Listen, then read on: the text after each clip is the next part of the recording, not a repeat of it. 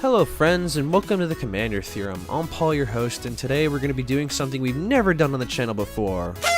Build a Boros Commander deck. One of the reasons I've never explored this color combination is because I found Boros to be a rather uninspired pairing. The vast majority of legendary creatures in this color combinations are very combat-centric, and there's very little in the way of open-endedness. Now, that being said, I found that in War of the Boros Feather the Redeemed, we have a commander that offers us an aggro playstyle, but offering us a bit of that open-endedness that I desired in a card. Feather is a 3-mana, 3/4 angel with flying who reads, whenever you cast an instant or sorcery spell that targets a creature you control, exile that card instead of putting it into your graveyard as it resolves, and if you do, return it to your hand at the beginning of the next end step. So Feather is doing something rather unique among Boros legends. She's offering us something more along the lines of what I'd expect a Jeskai or an Izzet legend to do, and concern herself with instants and sorceries, but she's doing so in a way that we can take to an aggressive approach. So for this deck, I went with a very heavy-handed aggro, focusing on almost entirely Feather. I want to get her out as early as possible and then begin swinging in at an unsuspecting opponent. Should that opponent not respond with any blockers, or even if they do, we drop multiple instants on her, giving her various buffs to power through and deal out massive amounts of damage.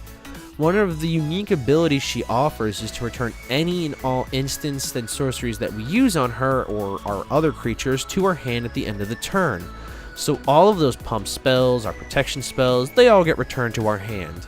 This offers us two advantages. It grants us a recycling effect where we can get multiple uses of our spells, and therefore our pump spells can be reused over and over again. It also gives us a form of card advantage, so even if we play 5 or 6 instants from our hands in a turn, we will end the turn with the same amount of cards in hand. Should we not utilize all of our cards in one swing, we do maintain some element of surprise with what else lies in our hand.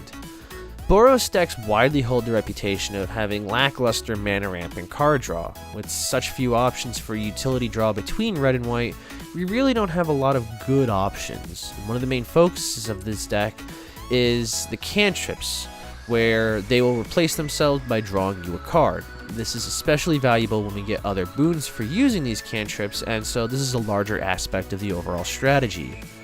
To address the lackluster mana ramp that Boros has, and to make this deck a little bit more spiky, I've chosen to focus the curve at specifically 1 or 2 mana spells, with our curve being far lower than most of my other decks. While the temptation to run cards with higher mana costs is always an allure of Commander as a format, I feel that Feather wants to end games quicker, and maintaining a very brutally low curve is crucial to really get games churning quick.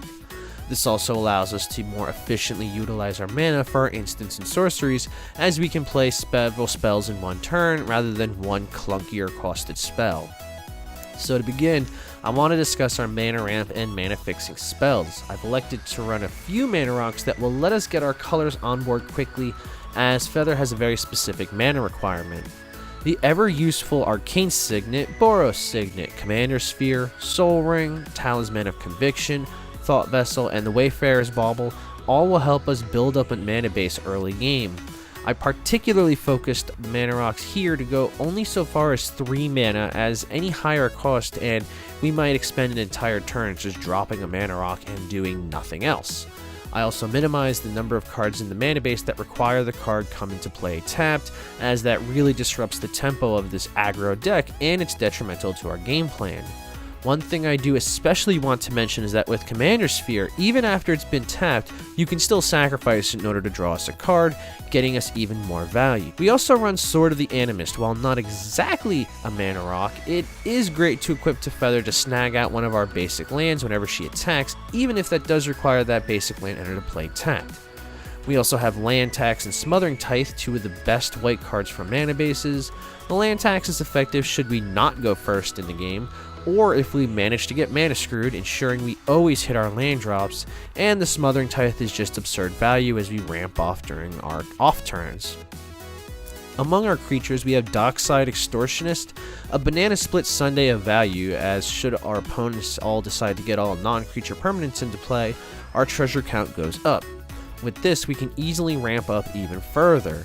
Even if we only get to utilize the treasure tokens from the Extortionist and Smothering Tithe once, it still opens the door to have an explosive turn to really get that engine running. Remember, many of our instants in this deck only cost 1 mana. Runaway Steamkin is also particularly effective while we start dropping our instants, as every red spell we play will put a counter on the Steamkin, and then we can remove 3 +1/+1 counters from the Steamkin to produce 3 red mana. Given the vast majority of our spell package is red, we can really snowball with this card.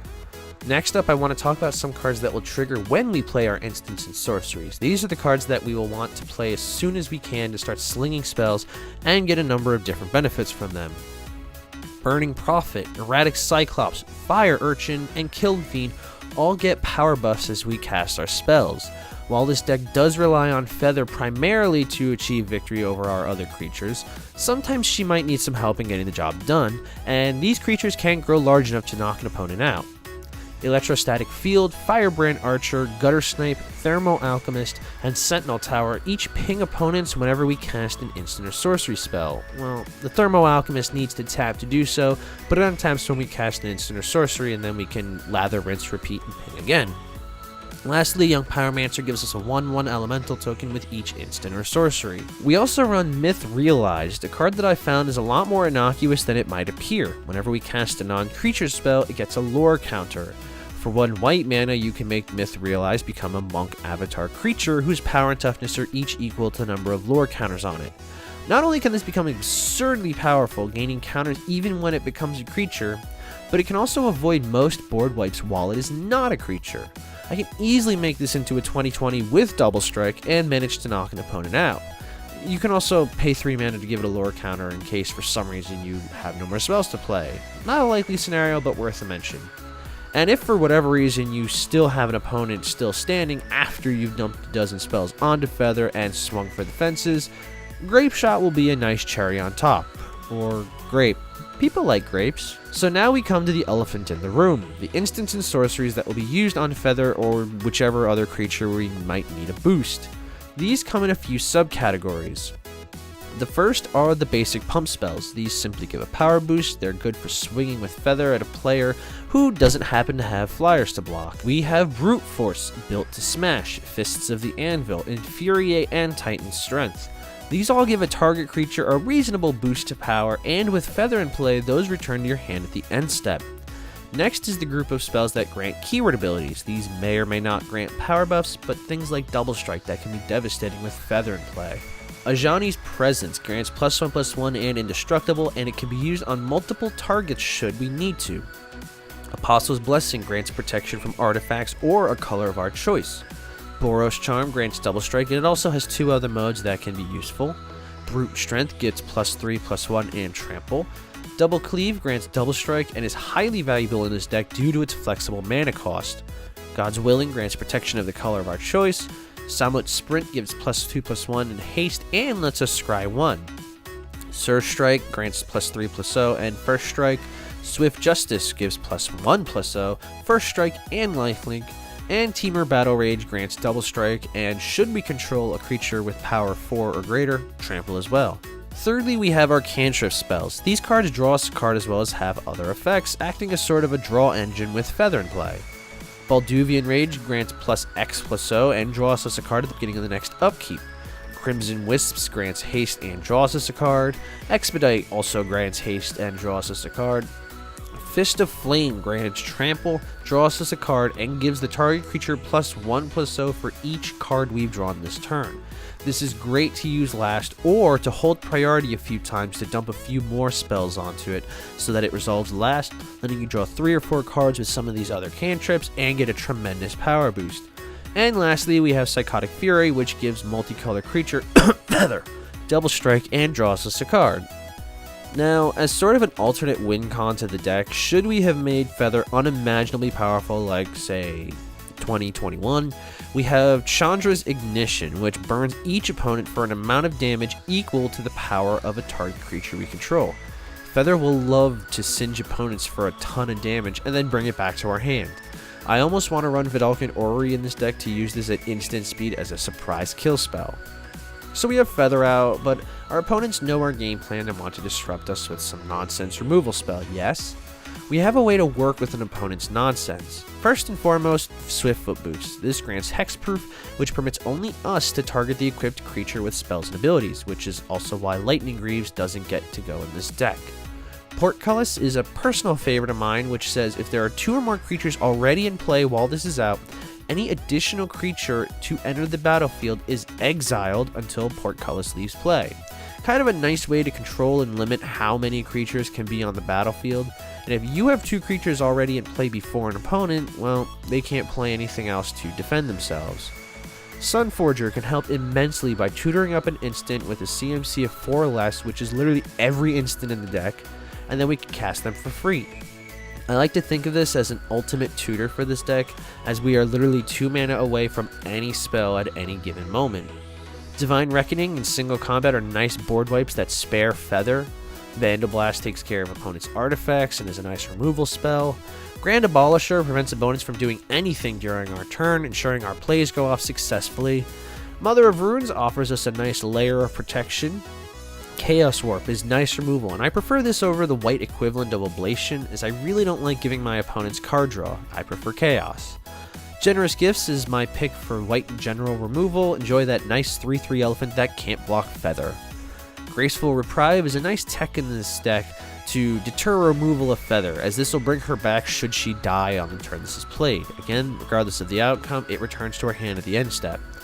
Long Road Home is a blink protection on Feather, briefly exiling her, but then returning her to the battlefield with a +1/+1 counter on her. Path to Exile and Swords to Plowshares I find particularly utility in this deck, as in some instances we can actually use this on our own creatures to gain value while bringing the instant back while Feather's in play. It's kind of an unorthodox usage of these cards. Teferi's Protection is in here because it's Teferi's Protection. Now, 2 other cards I put in the deck that I meant to mention are actually really strong on Feather. The first is a split card from Amonkhet, Onwards to Victory. Onwards is basically a 3 mana red berserk, doubling the power of target creature, and Victory gives double strike when it's cast from the graveyard. It's just really powerful stuff. Lastly, and I know someone is going to hate me for this, Grafted Exoskeleton. I just couldn't resist the allure of giving Feather Infect, and if an opponent is oblivious enough to let just 1 attack with this go through unblocked, it can so very easily spell game over for them. Even something as simple as giving Feather double strike and then being unblocked is going to deal 10 infect damage, which is game over. Now, to search that, as well as the majority of our other powerhouses like the Sunforger up, we have the Enlightened Tutor, which is another 1-drop instant. This is always effective to get whenever we need for any situation.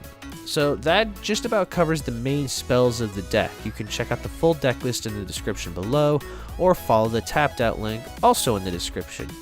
For lands, I went a little light with only 35. I prioritized lands that do not enter the battlefield tapped, or at least as much as I could. I include 4 fetch lands, focusing on the optimal fetches rather than any that might require it enter the battlefield tapped. Clifftop Retreat might only enter tapped should we not control a mountain or plains, but we will most likely have one of those in play. Inspiring Vantage is the other that might enter tapped, but I would really only play this early on if I did not yet hit that 3rd land. Mistveil Plains is here to act as sort of Eternal Witness, being able to recur something in the graveyard to the bottom of the library. This could be useful should any of our cards be countered and therefore not brought back to our hand for whatever reason, or to recur a destroyed equipment. And perhaps the most important effect on a land that we can have in a deck that's wanting to punch an opponent in the face, Rogue's Passage ensures Feather's attack will connect. And with that, our look at Feather Redeemed will come to a close. I really enjoyed building this deck, exploring the cards that work best with Feather's ability to really hone in on a brutal playstyle. I really wouldn't call this a Voltron style, though it does have some elements of one, but I feel this comes off more of a spell-slinging aggro deck. Because of this, I really feel that Feather brings to the table something exciting about building a Boros commander deck. The deck is very effective, it's fun to play, and if budget is a concern, it's more than possible to take out some of the pricier cards in favor of some cheaper alternatives. Anyway, I hope you enjoyed this video, I appreciate you as always, and I hope to see you next time.